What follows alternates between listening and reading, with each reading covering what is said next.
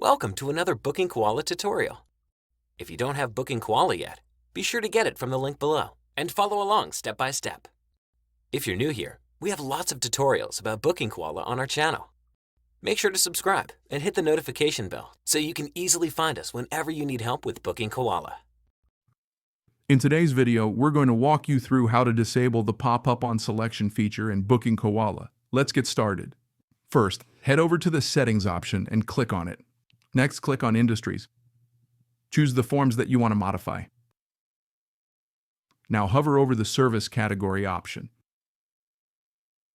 This will bring up the various categories for the services you offer. Select the service category you want to modify, and then click the Options button.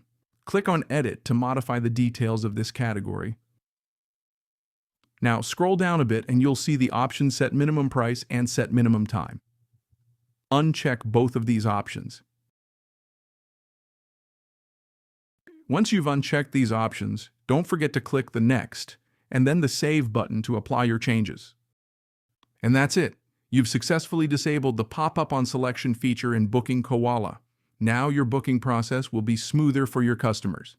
If you found this video helpful, don't forget to like, comment, and subscribe for more tips and tutorials.